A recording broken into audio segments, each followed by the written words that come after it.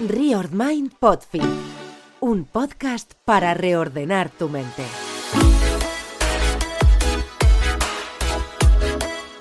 Un nuevo paso, un nuevo escalón, una nueva subida de nivel. Bienvenidos a una nueva edición de Reord Mind Podfeed. Este es el Level 16. En esta ocasión tenemos el placer de hablar con Manuel García, un profesional que ha sabido impulsar el intraemprendimiento dentro de la empresa Intercom, destacándose por su capacidad de liderazgo, motivación y visión estratégica. A lo largo de esta entrevista exploraremos cómo Manuel ha conseguido generar un ambiente de innovación y crecimiento dentro de la empresa, fomentando que los equipos no solo ejecuten tareas, sino que se conviertan en impulsores del cambio y la mejora continua. Si alguna vez te has preguntado cómo potenciar el talento dentro de una organización y transformar ideas en proyectos reales, este episodio es para ti. ¡Comenzamos! Enciende tu mente con Reord Mind Podfeed.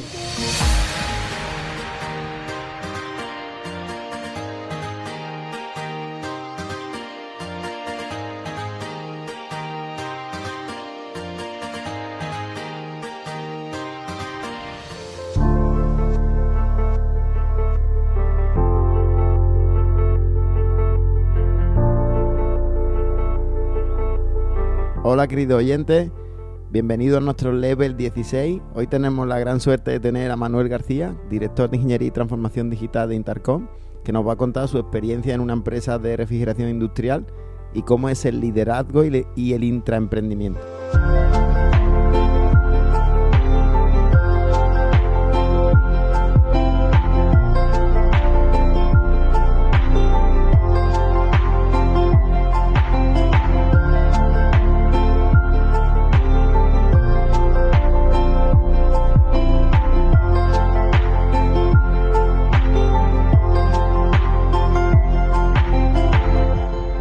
Bueno, pues como ha dicho Fran, hoy tenemos con nosotros a Manuel García, jefe de Ingeniería y Transformación Digital de Intercom, empresa cordobesa de Lucena. Y bueno, Manuel, muy buenas. Buenas tardes, gracias por invitarme a este podcast. Es un placer y estar con ustedes en esta edición. No sé si vamos ya por la 15. 16. Creo que va a ser Esta la es 16. La 16. Así que un gusto estar con ustedes esta tarde. Muchas gracias a ti por estar aquí. Bueno, pues pregunta obligada de podcast y para todo aquel que no te conozca, ¿quién es Manuel García? Bueno, pues compleja definición, ¿no? Yo diría que una persona inquieta, apasionada de resolver problemas en equipo y de buscar siempre una solución. Actualmente desempeño la función de director de ingeniería dentro de Intercom, que es una compañía industrial ubicada en Lucena, donde fabricamos equipos de refrigeración. Y bueno, pero a nivel personal, algo más, ¿no? Pues, ¿Cómo es Manuel García? A nivel personal, pues siempre he sido bastante inquieto. La ingeniería siempre ha sido mi punto débil, ¿no? Y siempre he tenido bastante claro a lo que me quería dedicar. Me he apasionado también de la montaña y de los deportes al aire libre. Y en ese ámbito me muevo. Bueno, no está mal. Bueno, nosotros que te conocemos un poco ya de lo que hace la empresa y bueno, y cómo eres un poco, pero ¿cómo era Manuel de pequeño? Y si tenía las mismas inquietudes que ahora. Pues sí, yo recuerdo de pequeño que mi madre ya lo decía, ¿no? Que estaba todo el día inventando, ¿no? Y descubriendo nuevas cosas y al final eso lo he ido llevando a lo largo de mi carrera personal y profesional y actualmente pues a lo que me dedico, ¿no? Y está muy en el día a día del trabajo, ¿no? El enfrentarnos a retos e intentar resolverlos pues de la mejor manera y siempre intentando innovar y hacer las cosas diferentes, ¿no? Porque Pero tú de pequeño, yo no sé, te pongo, con 10 años, con 12 años, tú ya decías, yo quiero ser ingeniero, o no, pues yo decía, yo me acuerdo cuando yo era pequeño, yo decía que quería ser médico sin fronteras, fíjate tú. Yo estaba cacharreando, ¿no? Siempre estaba cacharreando. Recuerdo que uno de los primeros regalos de pequeño fue una caja de herramientas, así que ya apuntaba maneras desde pequeño y estaba inventando cosas y cómo fabricar cosas, digamos. Un MacGyver de la vida. Un MacGyver. Bueno, pues en esa tesitura, con ese Manuel pequeñito, decides estudiar ingeniería industrial. Correcto, yo Enfocado a sistemas energéticos. Correcto, yo estudié en Sevilla la carrera de ingeniería industrial durante 5 años. Lo tenía claro desde la ESO, yo creo, ¿no? Me gustaba ese ámbito y el tema de la energía pues fue una decisión una vez que ya estaba en la carrera, ¿no? Al final, antes no era necesario tomar una decisión tan pronto en cuanto a la especialidad como ahora son los grados. Entonces, el ya llevar 3 años estudiando esa carrera me permitió un poco saber hacia dónde orientarme y que me gustaba. Me era complicado porque me gustan prácticamente todas las temáticas. Eso me llevó a hacer la especialidad energética, pero a desarrollar posteriormente y a cursar un máster en una disciplina diagonalmente contraria, como es electrónica, electricidad y control industrial. Y bueno, tú haces ¿cómo es tu vida universitaria? ¿Cómo es cómo vives esa época? Yo lo recuerdo a un nivel muy alto de exigencia, ¿no? La carrera era una etapa exigente, digamos. El hecho de ser también el último curso del plan antiguo sabías que venía detrás el tren arrollando y era un nivel de exigencia alto. Eso también te condiciona mucho y te forma en cierta parte a ser autodidacta y a estar resolviendo o tener una metodología para resolver retos y problemas que luego la extrapola en otras facetas. Y cuando sales de la universidad, o sea, tú cuando acabas la universidad, ¿entras directamente a Itarcon o tienes pasos previos? O sea, ¿cómo es un poco hasta llegar a Itarcon? Cuéntanos un poco la historia. Bueno, pues yo previamente a Itarcon estuve trabajando en el departamento de termotecnia de la Universidad de Sevilla, junto con una empresa también del sector de la climatización, y estuve poco menos de un año en esa empresa. Posteriormente entré a Itarcon a trabajar, ahora ya casi 10 años, y bueno, ahí empecé. La empresa era mucho más pequeña de lo que es a día de hoy, y ahí he estado los últimos 9-10 años. De tu experiencia profesional que empezó en ese punto, cuando saliste de la universidad, de todas las cosas que has podido hacer o de las que te siento orgulloso de haber hecho, que me consta que son muchas porque algunas he visto, ¿cuál dirías que es de la que te sientes más orgulloso de haber logrado? En el ámbito puramente en el ámbito puramente tecnológico, yo diría el ver a día de hoy el desarrollo de una tecnología que cuando entré no existía y que va a cambiar la forma en la que se ejecutan los proyectos de refrigeración. Y esto viene encaminado hacia el uso de refrigerantes naturales. En el ámbito personal, pues liderar un equipo potente, con entusiasmo, con talento y sentirme muy a gusto en ese sentido. Pero algún caso concreto, o sea, ¿no hay algo que tú recuerdes, sobre todo del principio? Creo que dijeras tú, hostia, me enfrenté a este problema concreto y tuve que hacer esto y para salir airoso. Bueno, pues he estado muchos años liderando la sesión de laboratorio de la empresa y eso hacía que cada semana fuera un reto prácticamente. Cada semana era un proyecto nuevo al que enfrentarte con una fecha concreta, pero yo diría que, por ejemplo, de los retos más complejos y de los que más nos acordamos, ¿no? Cuando echamos la mirada atrás, pues algunas instalaciones que hemos hecho en el pasado que fueron un reto tecnológico en el uso, por ejemplo, de CO2 a altas presiones y a sistemas a los que no nos habíamos encontrado nunca y realizando incluso las puestas en marcha de esas instalaciones en casa del cliente y resolviendo algunos ajustes complejos, digamos. Hoy los podemos resumir de esa manera, pero en su día fueron noches sin dormir para averiguar algún detalle que no funcionaba, pero que al final conseguimos dar con la tecla y que a día de hoy pues es el resultado del I+D que hemos hecho. Bueno, luego, estando ya en Intercom, decides hacer un programa de perfeccionamiento directivo en la Escuela de Negocios San Telmo. Aquí me interesa, ¿qué herramientas o aprendizaje clave crees que obtuviste de esta experiencia o de esta formación? Yo después de esa formación o durante el transcurso de esa formación veo que la parte de recursos humanos está muy olvidada en todas las carreras técnicas. Es el gran olvidado y creo que es el más importante. Y luego también el cómo vender una idea y defenderla. Y cómo, a lo mejor ante un ámbito en el que no todo el mundo está receptivo en el sentido de la idea que tú quieras vender, que todos la acojan de forma favorable.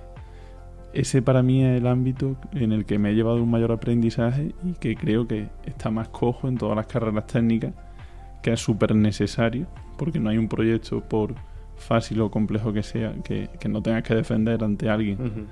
Y al final cada uno somos nuestro padre y nuestra madre y tenemos nuestras particularidades, pero tú puedes hacer el mejor proyecto del mundo y si no consigues transmitir lo que tú quieres no servirá de nada. Luego también en el ámbito económico, ¿no? Es decir, analizar bien y tener en cuenta la influencia de cualquier decisión en la economía de una empresa y cómo puede repercutir o para bien o para mal. Estoy totalmente de acuerdo. Creo que las carreras técnicas cojean de eso porque es que es así. Y luego es súper importante cuando llegas a la empresa, que es súper importante. Y muchas veces el éxito no va solo ligado a una buena nota o a ser muy bueno en una materia concreta. Creo que eso va a no estar a día de hoy vinculado al éxito. El éxito es la suma de pequeñas cosas y la parte humana es probablemente la que tenga más peso a día de hoy, sumado a una buena parte técnica. No sirve de nada si está hueca la parte técnica, pero la combinación de ambas es clave para que una persona se desenvuelva bien en cualquier ámbito profesional. Tiene que haber un equilibrio, ¿verdad? Tiene que haber un equilibrio y también el trabajo en equipo, ¿no? El trabajar bien en equipo y ser capaz de ayudar a los demás y que los demás te ayuden y dejarte ayudar, ¿no? Porque hay mucha gente que no se deja ayudar. Exactamente, y remar todo a una. Eso es clave porque a lo mejor en ciertas carreras técnicas se trabaja mucho de forma individual y luego la realidad no es esa, ¿no? La realidad, el primer día que entra a una empresa te das cuenta de que entras y hay allí 20 personas con las que tienes que trabajar ese día ya. Sí, que uno es informático, otro es electrónico, otro es... Correcto. Y el uno sin el otro pues no hace nada, ¿no? Nos has comentado antes que entre tu transición entre lo que sería tu vida universitaria y profesional, tuviste una experiencia profesional en la universidad, en el departamento de termotecnia. ¿Qué aprendiste en ese periodo que te haya sido útil para tu vida profesional? Ahí aprendí mucho del detalle de los equipos de refrigeración, ¿no? Y me permitió, una vez que entré en esta empresa, entrar ya con un nivel técnico que quieras que no era una ventaja, porque me permitía tener una formación que en una carrera no se dan asignaturas específicas en esa temática y tener unos conocimientos ya en ese sentido que sabía de lo que estábamos haciendo y el trabajo que íbamos a desempeñar. Bueno, y entonces yo me he quedado un poco ahí también con la duda de cómo te dio, después de haber estudiado sistemas energéticos y demás, el meterte en la refrigeración industrial, cuando realmente a lo mejor no era algo que sí, que al final todo el mundo estudia termo en la carrera, bueno, cuando hace ingeniería, lógicamente, y demás, pero no era algo que tú hubieras estudiado específicamente. Al final creo que te tuvo que aportar muchos desafíos también, ¿no? Y me gustaría que nos contara un poco a qué desafío te enfrentaste a la hora de meterte en ese campo, cuando era un campo que tampoco en el que te hubieras movido antes. ¿Sí que te motivó a llegar allí? Bueno, pues la refrigeración, para todos los que nos escuchen y para ustedes también, es una potencia tecnológica en Andalucía y concretamente en la zona del sur de Córdoba muy importante, ¿no? Genera mucho empleo y te das cuenta una vez que entras de que el nivel tecnológico que tiene es mayor del que se puede ver, ¿no? Entonces el hecho de existir esas empresas en torno a esa tecnología para mí fue una puerta abierta a entrar en ese nicho. Que probablemente si no hubiera estado en esa zona, pues yo no habría entrado, estaría en otro sector trabajando.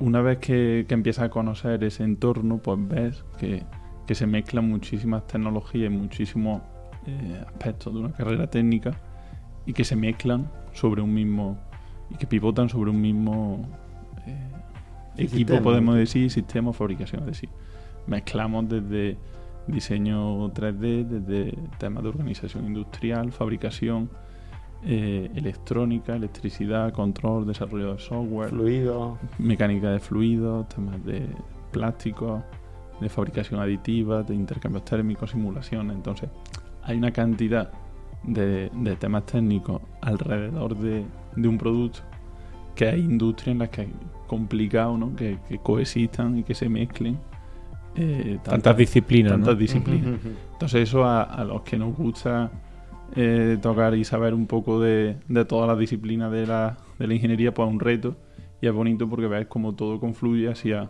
un resultado. Siempre que hablo contigo me dices que la importancia que es un buen estilo de liderazgo, y yo te quería preguntar para que sepas lo que nos escuche, ¿cuáles son los valores que consideras fundamentales para ser un buen líder? De hecho, yo voy a cortar aquí, porque los motivos principales por los que te hemos invitado, porque tú decías, ¿a mí para qué me voy a hacer un podcast? Yo no tengo empresa, yo no tengo tal. Es porque a nosotros nos sorprendía muchísimo la manera de intraemprender que tú has tenido en tu empresa. Correcto. Y la manera en la que lideras al equipo del cual eres responsable. Entonces, ¿qué pasa? Que es cierto que la gente tiene que emprender, ¿no? O si tiene esa inquietud y demás, pero la mayoría de la gente no lo va a hacer, pues porque no tiene la idea o porque no se atreve. Al final muchos trabajamos por cuenta ajena. Y hay otra manera de emprender o de intentar crecer dentro de una propia empresa como trabajador por cuenta ajena, como asalariado, que es intraemprender. Entonces a nosotros, cuando hablábamos de ti, cuando te conocimos, nos sorprendía esa capacidad de intraemprendimiento que tú habías tenido dentro de Intercom y cómo habías crecido junto con la empresa. Entonces, Fran, si quieres te repite la pregunta porque ya te he soltado un rollo que no veas y se te habrá olvidado. No, bueno, pero está genial que lo haya aclarado porque... Pero es verdad que a lo mejor la gente se puede preguntar a alguien que nos esté escuchando, bueno, Manuel García, ¿de qué va a hablar aquí, no? Porque realmente es eso, esa parte tuya que tienes otras muchas virtudes seguro y que nosotros conocemos también, pero nos interesaba enfocar un poco el programa por esa parte porque es algo que de lo que no se suele hablar. Pues ¿qué estilo de liderazgo se necesita para ser un buen intraemprendedor como tú en una empresa tan importante? Liderar, qué palabra tan breve y tan compleja, sí, podemos decir. Sí. Bueno, pues yo diría que para liderar un equipo, la clave está en transmitir confianza, ¿no? Lo primero. Si no tienes un equipo en el que tú confías y que él confía en ti, no se puede ir a ningún lado. Eso es así. Y ese sería el primer punto obligatorio que tenemos que tener claro, ¿no? Al final es transmitir un objetivo, ¿no? Que tu equipo no es que se lo crea, sino que lo sientan como tú, que cuál es el punto al que queremos llegar, el por qué, que cuando nos encontremos obstáculos en el camino, entre todos nos ayudemos a resolverlo, ¿no? Porque al final el trabajo en equipo, el objetivo es ese, ¿no? Que cuando uno está en el punto alto, ayuden a los que están en el punto bajo y transmitir confianza para que los problemas se resuelvan lo antes posible, de la mejor manera para todos y las personas estén motivadas en el día a día, porque al final es el objetivo, ¿no? Ir no a trabajar, sino a algo que te gusta, para que no tengas la sensación de que es algo pesado, ¿no? ¿Y cómo los motiva? ¿Cómo se consigue motivar a la gente? Bueno, pues lo primero teniendo un reto claro y con unos resultados que sean palpables, ¿no? Si vamos a desarrollar un producto, si vamos a desarrollar un software, involucrar a todo el equipo en cuál es el resultado que queremos obtener y y poner... aquí podríamos estar hablando bastante rato de cómo conseguir, ¿no? Que cuando vayamos a desarrollar algo consigamos los objetivos y en el tiempo que nos marcamos y sin desviarnos demasiado. Yo me gusta mucho, cuando hacemos esto, definir por un lado porque se viene llamando un producto mínimo viable, ¿no? Uh-huh. Es decir, algo que ya es útil y que es un primer resultado de un desarrollo. Y lo segundo es una fecha, ¿no? Porque el mundo lo mueve en las fechas, podemos decir. Si no, las cosas se eternizan y nunca se llega. Esas dos cosas son claves para llevar a cabo cualquier proyecto. Y luego, pues, en el día a día, intentar, por un lado, dar a las personas autonomía en la toma de decisiones para que las personas también sientan y vean que su trabajo tiene un desarrollo y una evolución en el tiempo, ¿no? Y la posibilidad de ascender. Y lo segundo, pues cuando se atascan los proyectos o aparecen conflictos, pues intentar aportar ahí luz y claridad a tu equipo para que las nubes se despejen lo antes posible.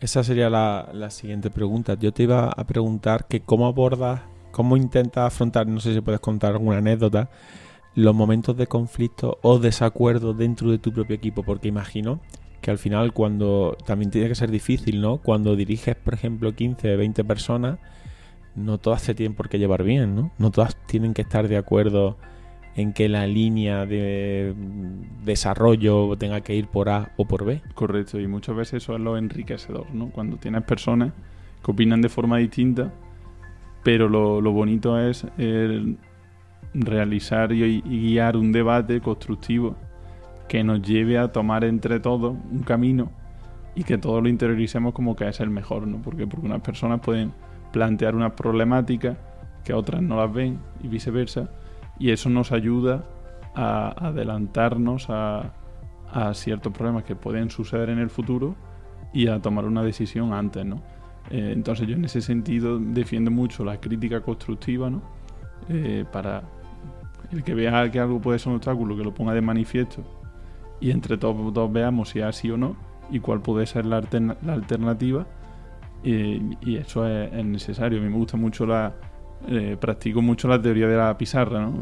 Debatimos muchos problemas gastando tinta y esbozando ideas y estrategias antes de ponernos a ejecutarlas, ¿no? Porque creo que es donde hay que gastar la energía antes de la parte, por ejemplo, de desarrollo de software. Pues es vital tener muy claro mentalmente el proceso de lo que queremos hacer, por qué y cuál será el resultado. Si no, pues estamos perdiendo el tiempo, iteramos 1000 veces y al final la gente se frustra y no obtenemos ni un resultado en calidad ni en tiempo.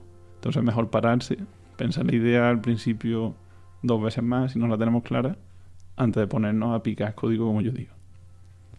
Qué buen consejo. ¿Qué habilidades consideras que son esenciales a la hora de dirigir equipos o liderar equipos multidisciplinarios, sobre todo en un entorno tan exigente como hoy día es el sector industrial? El primero, yo diría, no ver los problemas como un problema, sino como una oportunidad de mejora.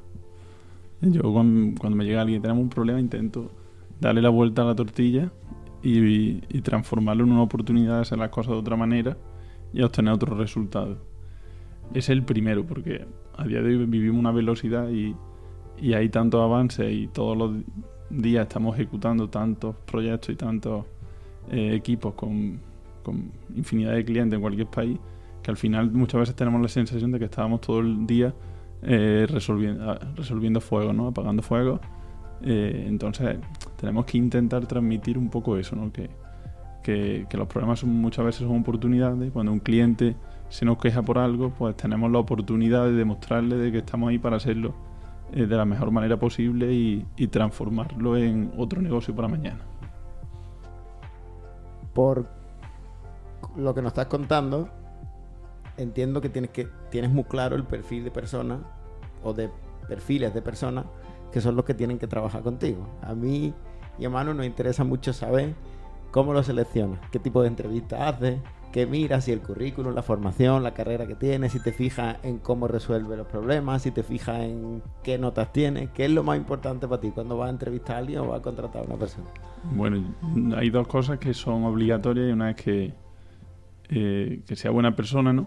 Al final pasamos muchas horas juntos y tiene que haber buen rollo. Yo siempre digo que lo primero es el equipo y luego viene todo lo demás, pero lo primero que tiene que haber es buen rollo en el día a día y la gente tiene que estar cómoda con los compañeros. En ese sentido es vital que cuando estamos haciendo una entrevista a alguien, en su cara nos diga que esa persona, ese chico, esa chica es buena gente, ¿no? Si no, no podemos hacer nada. Lo segundo, actitud, ¿no? La actitud es la palanca que mueve el mundo, yo creo, a día de hoy. Y la actitud se puede ver fácilmente viendo si los peldaños de la escalera los sube una persona de 2 en 2 o agarrándose a la baranda, ¿no? Entonces eso es vital. Fijaos que todavía no he abierto el currículum y ya tengo la mitad de la entrevista hecha. Y luego, pues, si esa persona nos cuadra, pues me gusta hacer una evaluación técnica, ¿no? Una evaluación en la que defienda un proyecto concreto que yo le proporciono, no tanto con el objetivo de ver lo que sabe o lo que no sabe, porque me da igual, sino por ver la capacidad de expresarse, de manifestar sus inquietudes, de esforzarse, ¿no? en buscar información sobre un tema que desconoce.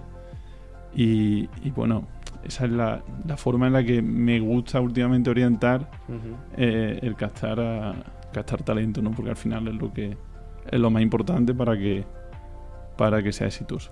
Veo que le das mucha importancia a la capacidad de presentar ideas y proyectos. ¿Cómo se entrena eso, ¿no? Practicando. Se entrena practicando y creyéndotelo tú mismo, lo primero, ¿no?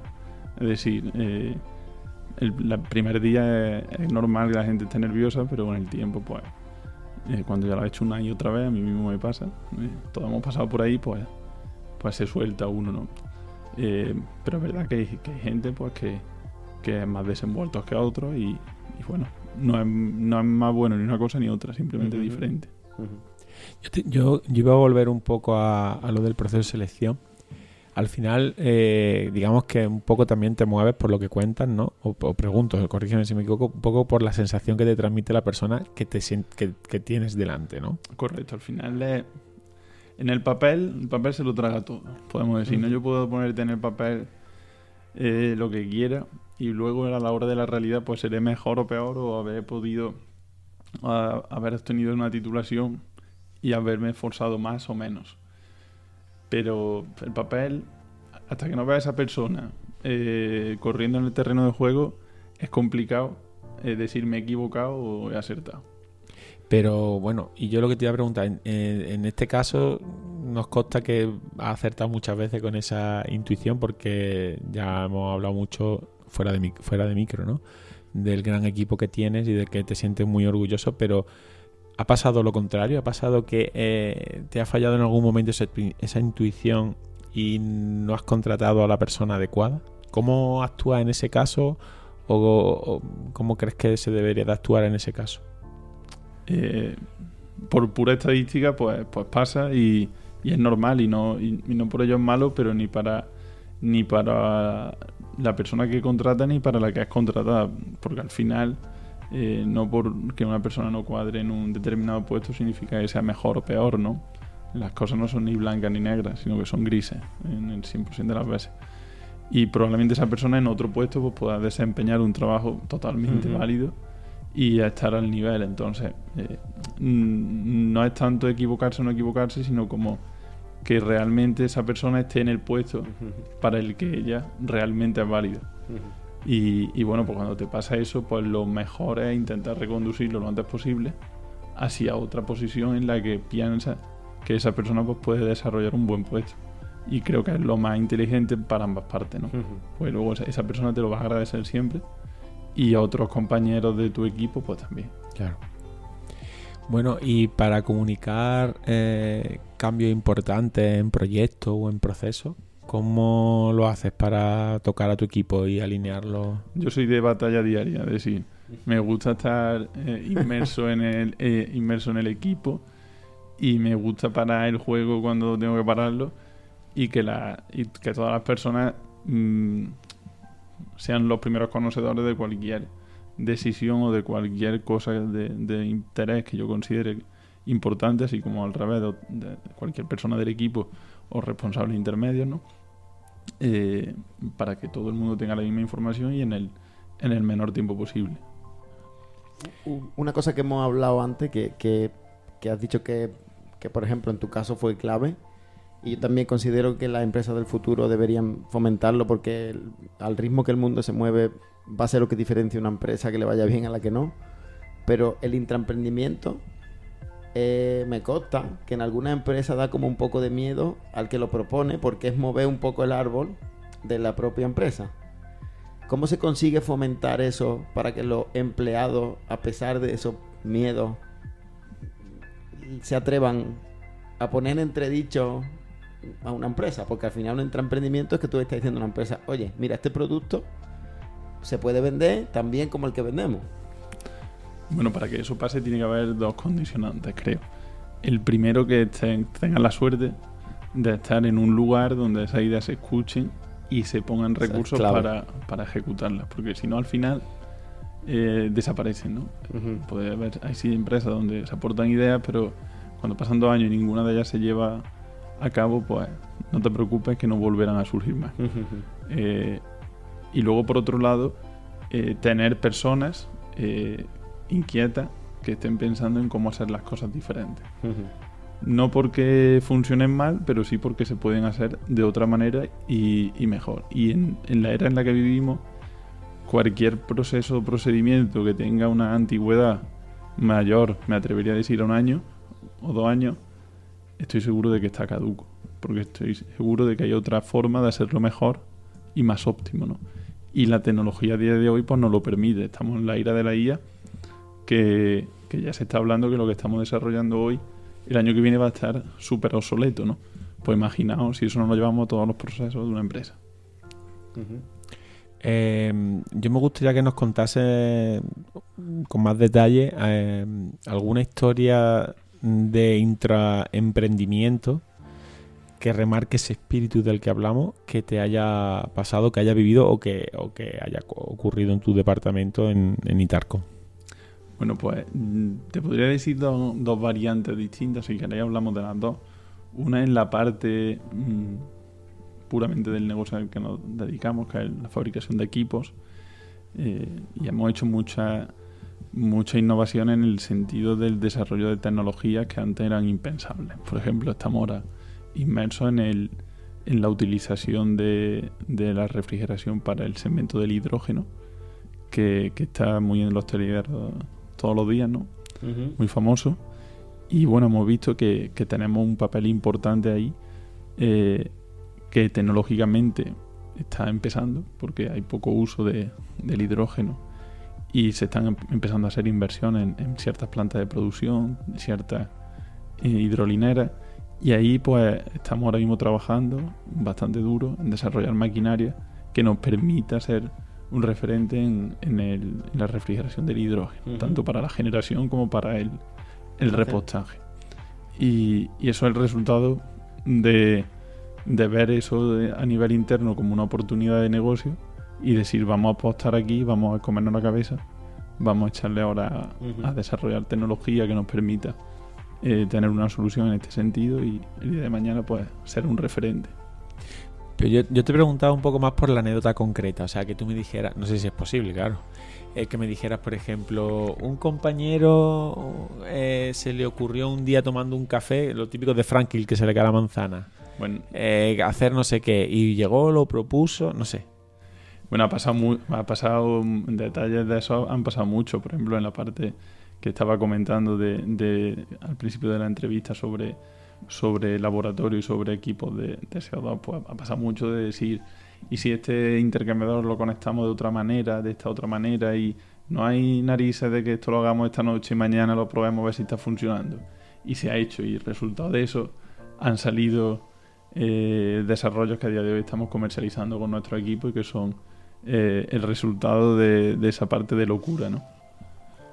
Bueno, pues entiendo que desarrollando todo esto que digamos tú desarrollas una nueva idea y luego tienes que mantenerla, sobre todo también la parte de desarrollo, por ejemplo, de software y demás, con las nuevas ideas, o sea, ¿cómo confluye eso dentro de un mismo departamento? El investigar lo nuevo, intentando mejorar lo que ya está, manteniendo lo que funciona bien. Yendo siempre desbordado, no hay otra. ¿Cómo? Siempre desbordado. Siempre desbordado. No hay otra. Comentaba la parte de desarrollo de software. Es otra podemos decir intraemprendimiento, que desde hace varios años ya vimos como un aspecto necesario que podía cambiar la forma en la que interactuamos con los clientes y facilitar la vida a los clientes. Entonces, en ese sentido estamos apostando muchos esfuerzos, poniendo mucha carne en el asador, digamos, y bueno, creo que tenemos soluciones ya muy utilizadas en todo el segmento de la refrigeración, con software que permite al cliente realizar estudios de sus proyectos sin tener que pagar ninguna licencia y siendo totalmente abierto para el público, de tal forma que aportamos más valor más allá de la propia compra de equipo, ¿no? Sino que asesoramos al cliente y le damos herramientas para que crezca y sea más autónomo. Y esa parte es una parte que me gusta mucho, que estoy muy inmerso en ella, con una vertiente de locura importante, porque en los próximos años creemos que puede ser muy disruptiva y nos puede permitir crecer en el negocio. Y bueno, con un equipo apasionado en ese sentido, pues la verdad que da gusto trabajar ahí e ir todos los días con ideas y con retos. Una pregunta que estoy seguro de que todos nuestros oyentes están deseando que te la hagan. ¿Vale? Entiendo que Intercom tiene ya muy interiorizado todo este proceso de intraemprendimiento y sabe cómo canalizarlo. Pero ¿qué consejo le daría a un intraemprendedor de otra empresa o a un jefe de departamento de una empresa que quisiera instaurar ese canal de intraemprendimiento dentro de su empresa? ¿Cuáles son las principales barreras que se va a encontrar y cómo saltarlas?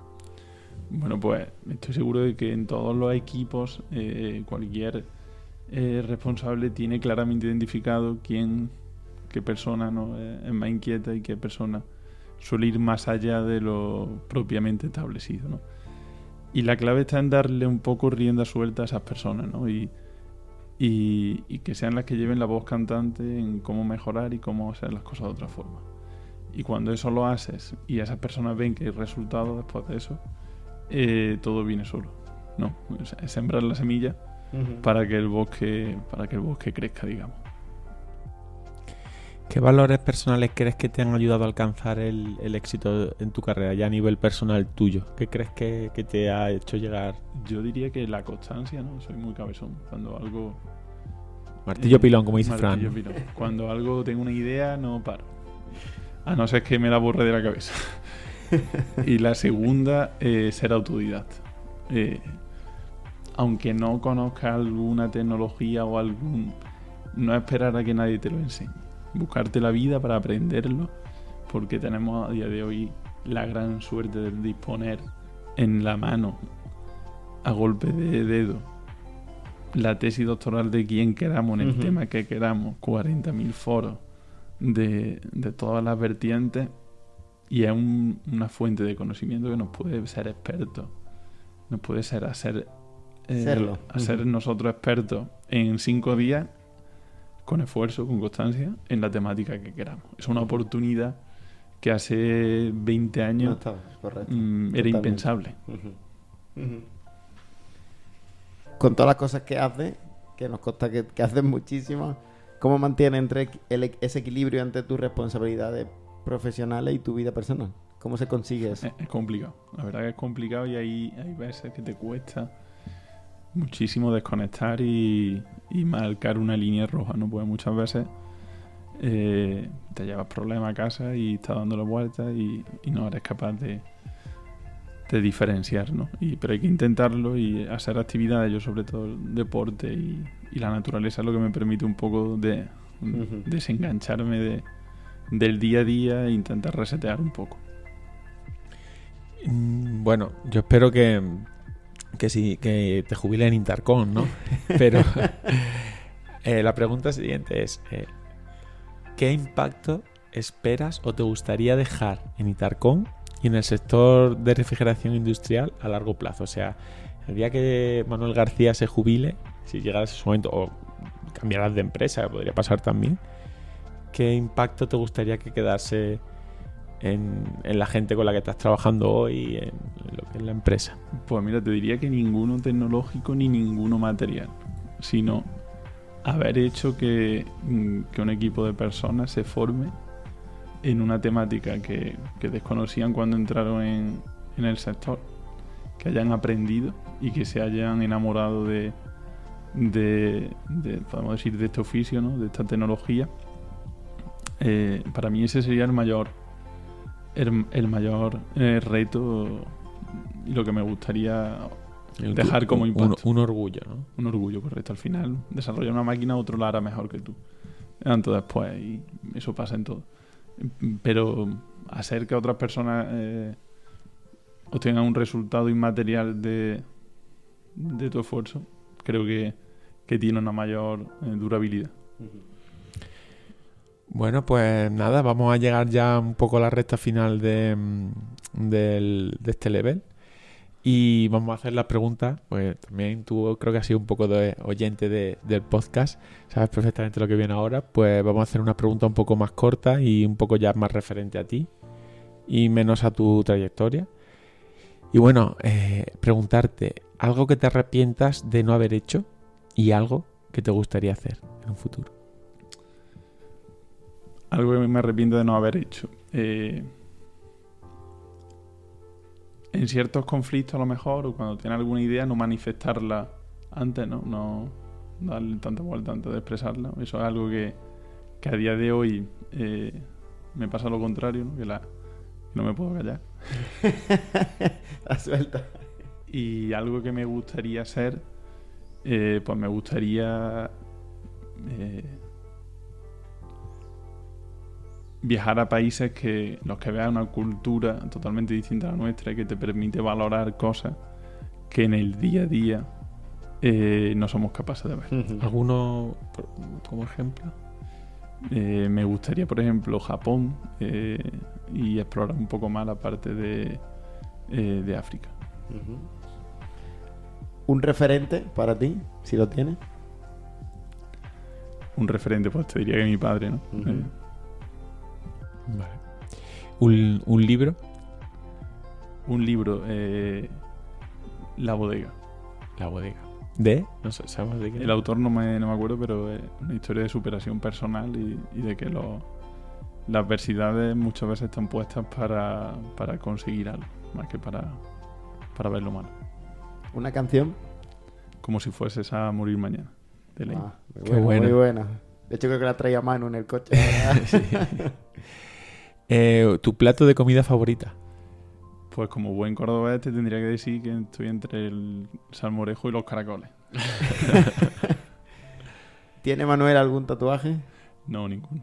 Bueno, es que esta pregunta es, si me dices que sí, ¿qué significa? ¿Por qué? No tiene ningún conejito de Playboy ni nada de eso. No. Bueno, como ya sabes, nuestra invitada, en este caso fue invitada anterior, nos dejó una pregunta para ti sin saber quién eras tú. Y esa pregunta era, si te diesen hoy 1 millón de euros por abandonar tu idea o tu proyecto, ¿qué harías? Meterme en otro proyecto que me apasione también. O sea, cobrarías el dinero y te pondrías a otra cosa. Pero no dejaría de trabajar y no dejaría de intentar levantarme todos los días motivado. Eso sin duda. Y ahora te vamos a pedir que dejes tú una pregunta para el siguiente invitado, que no te vamos a decir quién es, obviamente. Si tuvieras que elegir entre dinero, talento y clientes, ¿qué elegirías? Muy buena. Buenísima pregunta. Buenísima pregunta. Bueno, pues hasta aquí hemos llegado hoy. Espero que te haya sido que me hayas muy asustado. Imponíais. Sí, nosotros un montón. Bueno, espero que lo hayas disfrutado. Muchísimas gracias por venir. Y nada, yo sin más, nos vamos a despedir. Ok, pues muchas gracias, Manuel. Muchas Ha sido un gracias a placer ustedes. escucharte y hasta la próxima. Un saludo. Consigue tus objetivos. Riord Mind Podfit.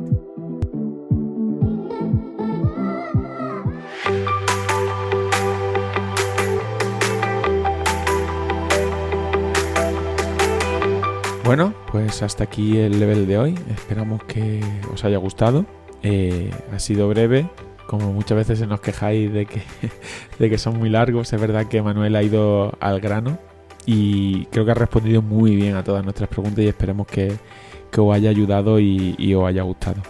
Como siempre os decimos, intentar hacerle llegar esto a cualquiera que pueda resultarle interesante y darnos mucho amor en redes sociales y sobre todo en las plataformas de podcast. Y nada, nos vemos en la próxima.